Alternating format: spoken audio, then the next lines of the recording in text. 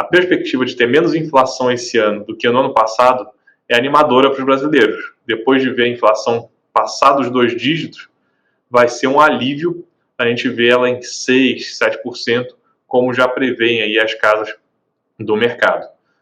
Mas para quem investe em fundos imobiliários, a questão é outra. Isso vai ter um impacto forte nos rendimentos. E para explicar isso aqui para o pessoal do Monitor do Mercado, eu trouxe o Adair Naspolini Neto, que é Head de Distribuição de Fundos Imobiliários da Wise Investimentos, escritório ligado ao BTG Pactual, e que vai explicar para a gente o que deve acontecer no bolso de quem investe em fundos imobiliários, principalmente nos fundos de papel, que são os que investem em títulos de dívida do setor imobiliário. Eu sou Marcos Vasconcelos, CEO do Monitor do Mercado, e antes de eu trazer o Adair aqui para explicar essa movimentação, eu peço que você curta o vídeo, se inscreva no canal se não tiver inscrito ainda, e depois da vinheta a gente volta para falar sobre fundos imobiliários.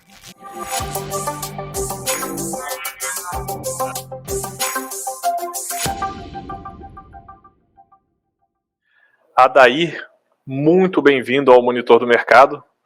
Um prazer estar contigo aqui e poder conversar sobre fundos imobiliários, né, que são sua especialidade. Boa tarde, Marcos. Como é que tá? Tudo bem? Tranquilo. Aqui em São Paulo, uma tarde linda hoje, mas não podemos nos queixar, viu? Show de bola. Mestre, ano passado a gente teve uma alta fortíssima da inflação, foi sentida no bolso de todos os brasileiros. A gente tem, enfim, uma miríade de resultados disso, né, no nosso dia a dia, mas para os fundos imobiliários a questão é um pouco diferente, né? Uma alta da inflação acaba dando uma sensação um pouco diferente para quem investe em fundos de papel, por exemplo. Conta um pouco como é que isso foi no ano passado na alocação dos investimentos em fundos imobiliários.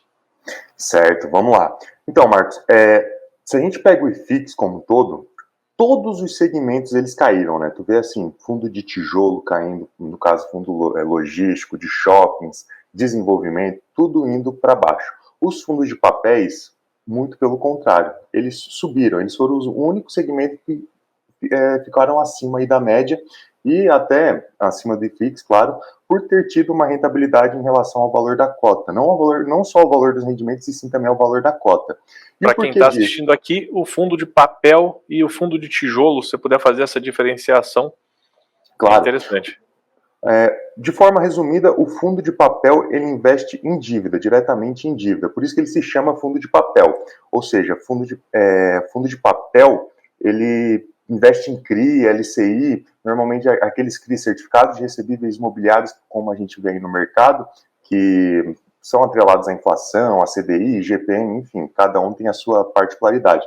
Os fundos de tijolos, eles investem em tijolos, realmente, como o próprio nome diz, investem ali em galpões logísticos, investem em lajes corporativas, investem em shoppings, fundos que quando investem na construção diretamente. Exatamente. E quando eles têm esses imóveis, eles alugam para um inquilino. Uhum. Então, no fundo de tijolo, tu tá comprando para alugar para um inquilino.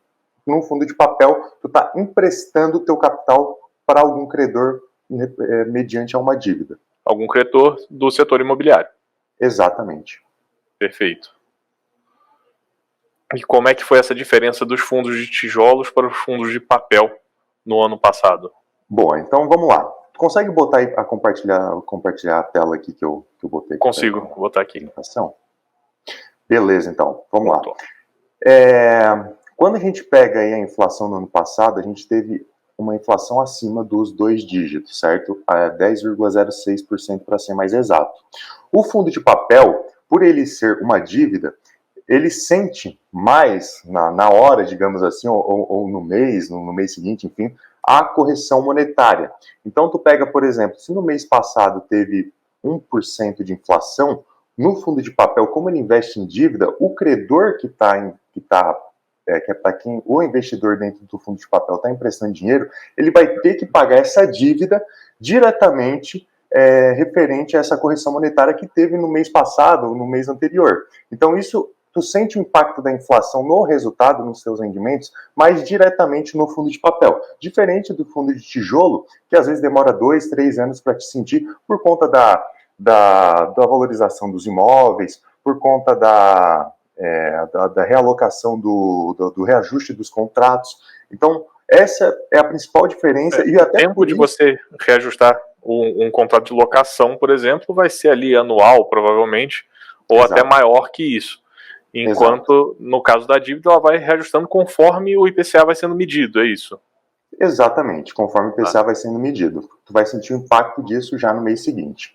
Então, dentro disso, a gente trouxe até um exemplo de um fundo imobiliário, isso é só um exemplo, né, que a gente trouxe aqui para o pessoal entender, de como que funciona, como que está funcionando ali os rendimentos dentro desses fundos, porque a gente vê que a maioria dos fundos de papéis pagaram aí acima de 1% no último ano, e muito disso referente à alta da inflação. E é isso que a gente trouxe aqui para os investidores, para todo mundo entender o que está acontecendo, o que aconteceu dentro desses fundos, né? Ou seja, você teve um pagamento muito alto, mas você não necessariamente está ganhando muito.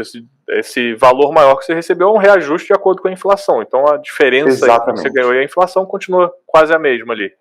Exatamente. Tá. Então, até aqui o que a gente quer mostrar para quem está nos escutando, aqui é o rendimento do DEVA11, que é um fundo gerido pela Devante, que é high yield, considerado high yield, ou seja, é um risco muito grande, né, um risco maior, que traz rentabilidade também acima da média, e como a gente pode ver, ele não tem estabilidade, né, todo mês ele varia aí os rendimentos por conta da carteira que o próprio DEVA11 tem, assim como todos os outros fundos de papéis, tem essa flexibilidade de mudar mês a mês aí os rendimentos, né? Então, o DEVA11 é um fundo de papel com alguma estratégia diferente de outros ou não? Ele é um fundo de papel meio padrão? Assim? Ele é um fundo de papel com uma estratégia mais agressiva. Ele tem taxas maiores aí de juros, né? Em referente aos CRIs que ele tem na carteira. Então, vamos lá. Nessa proporção, a gente trouxe aqui o DRE, que a gente consegue ver dentro do relatório gerencial do DEVA11, para estar explicando e mostrando aí para todo mundo entender. Até porque dentro do relatório do DEVA11, eu acho ele bem transparente, porque ele traz bem diversificado o que o investidor ganhou de juros e o que ele ganhou de correção monetária. Ou seja, ganhou de correção monetária não, né? O que ele corrigiu o dinheiro dele.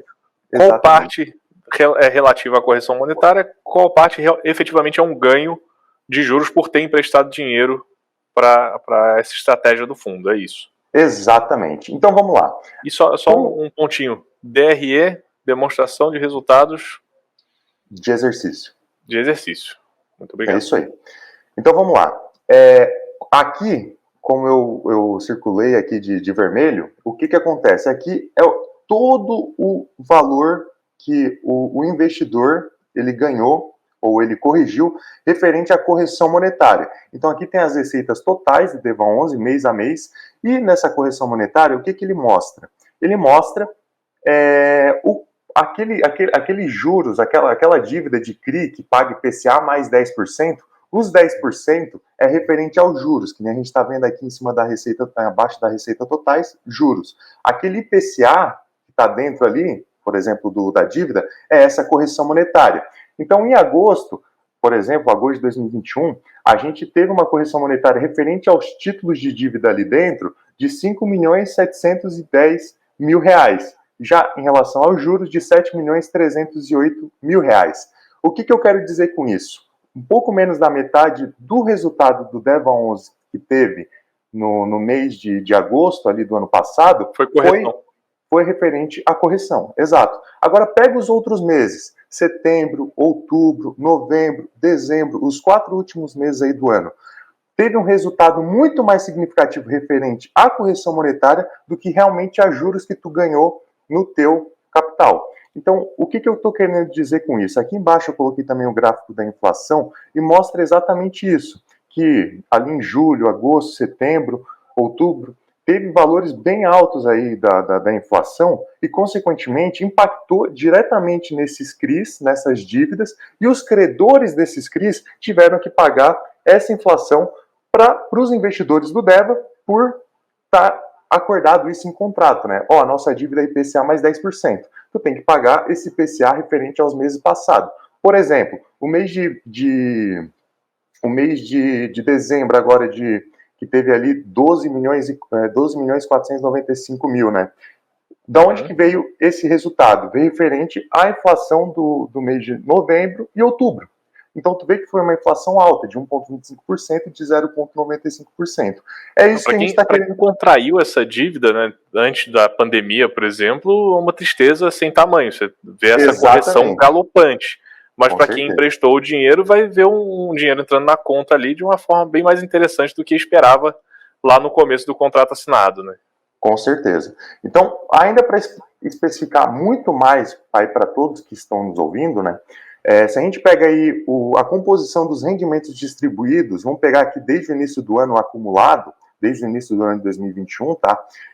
A gente consegue ver que do resultado que foi distribuído, dos rendimentos que foram distribuindo, R$ 18,40 vieram do quê? De correção monetária, que é esse verde mais escuro. E é por cota, certo? Por cota, exato. E R$ 11,63 por cota vieram dos juros diários. Então, mais da metade dos dividendos que vieram referente ao DEVA 11 vieram da correção monetária. O que eu estou querendo dizer com isso? Vamos voltar ali no início. Se a inflação vier menor esse ano, a tendência é o DEVA 11 pagar menos rendimentos, se ele continuar com esse mesmo portfólio de carteira que ele tem hoje. Ele pagando menos rendimentos, pode impactar no preço da cota, porque o investidor pode ter investidores que comecem a vender mais ainda o papel no mercado secundário. Então, desfazer do papel enxergando que ele vai pagar menos. Exato. Mas é importante notar que a correção, ela não é necessariamente dinheiro no bolso, né? Você só está corrigindo o valor de compra daquele dinheiro. Exato. Então a diferença do que você ganhou pela correção do IPCA, quando baixa o IPCA, você não vai receber aquela diferença, mas não é sinal que você está recebendo menos. Você só vai precisar corrigir menos o valor. Tô Exatamente. Errado? Vai ter que corrigir menos, vai corrigir menos o valor. Só que corrigindo menos, o que tu vai distribuir para os cotistas, né? O fundo vai distribuir para os cotistas, vai ser um valor menor. Então, isso sendo um valor menor, o investidor, como a maioria dos investidores, infelizmente, ainda olham isso, né? Eles vão olhar o dividend yield do DEVA 11 no ano passado era de 1,3% ao mês, esse ano está de 0,9%, 1%. Pô, está caindo. Só que não. Mas é mais pela impressão que fica do que necessariamente do quanto você está ganhando com aquilo. Exato. E isso não é um caso específico do DEVA, tá? Isso é um caso específico de vários fundos que a gente tem no mercado, que tem atrelação grande ao IPCA. Então, a gente notando, vendo isso, com certeza, se a inflação vier a 6% esse ano, que é o que está projetado ali, né? A tendência é sim, todos os fundos de papéis que têm uma atrelação grande a IPCA e que continuem com o mesmo portfólio, é cair os rendimentos. Exatamente porque boa parte dos rendimentos vem a correção da inflação junto. Se a gente não tiver tanto impacto da guerra, da pandemia, enfim, tudo que a gente está encontrando aí pela frente para botar a inflação lá em cima, né? Exatamente. Então, a inflação que a gente está esperando agora você acha que a guerra já está precificada nas projeções de inflação? A interrupção Olha, acredito que não. Acredito que ainda vamos ver o que isso vai agregar. Só que para o investidor, o que é interessante, né? A gente sabe que quando tem uma inflação alta, o que o governo faz? Ele começa a aumentar o CDI bruscamente, a Selic, né, de uma maneira maior, para conseguir controlar essa inflação. Sabendo disso, a gente tem fundos no mercado que tem uma concentração maior, ou uma participação maior de CDI na carteira. Por exemplo, CDI mais 3%, CDI mais 4%. Para o investidor que quer se proteger e continuar com esses mesmos rendimentos, ou continuar recebendo rendimentos altos, ele pode também fazer a aquisição desses fundos que tem uma atrelação maior à CDI na carteira, para estar protegido tanto em relação à alta da Selic, tanto em relação à alta do IPCA. Interessante, é uma carteira defensiva para diferentes cenários, sempre pensando em fundos imobiliários de papel. Exatamente. Muito legal. E em relação ao DEVA 11, Ele existe há muito tempo? É um fundo antigo? É um fundo recente? É um fundo que já tem uns 2 anos que existe, e ele é um fundo que tem poucos fundos high yield que a gente tem no mercado, só que até o momento ele vem se mostrando bem proativo, né? Até porque lá no início ele tinha uma concentração maior de GPM na carteira, ele tinha mais de 70% da carteira era atrelado em GPM. Conforme o GPM foi caindo e o IPCA foi dando sinal de que ia ter uma alta, eles foram fazendo essa mudança no portfólio. Por isso que eu digo, tem que olhar a gestão ativa dos fundos. Pode ser que daqui a pouco o próprio DEVA 11 comece a diminuir a proporção de IPCA e comece a aumentar a CDI dentro da carteira, vendo esse cenário de baixa de inflação e alta da Selic. E o investidor acompanha isso nas cartas mensais ali dos gestores. Cartas, nos relatórios, conversando, pode mandar mensagem para os gestores, né, mandando e-mail para o RI, entrando em contato pelo Instagram, como preferir. Nossa, até pelo Instagram os fundos já estão respondendo? Sim, respondem. A maioria que eu converso responde.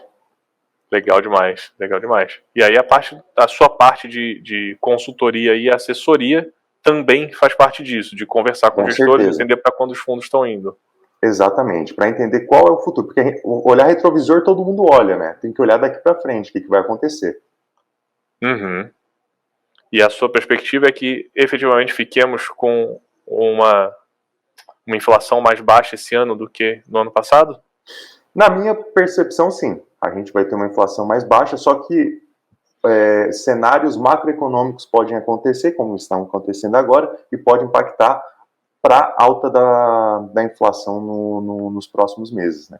A gente tem coberto aqui pelo monitor, né? Alta do trigo, petróleo, fertilizante, então já a perspectiva de safra mais machucada aqui nas próximas. É aquela questão, a nossa função aqui, eu nunca falei isso, nem posso dizer isso, mas zerar o IPCA da carteira. Não, a gente sempre tem que ter uma proteção referente à inflação na carteira, na minha opinião.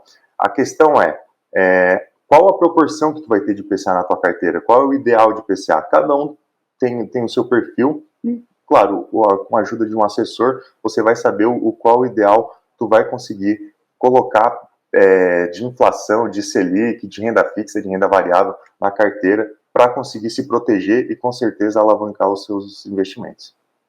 Legal demais, Adair. Mestre, obrigado pela conversa, obrigado pela explicação. Acho que ficou bem claro aqui, pelo menos para mim.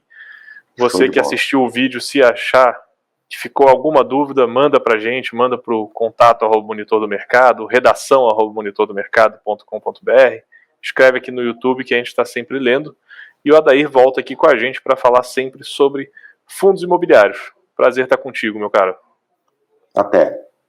Obrigadão.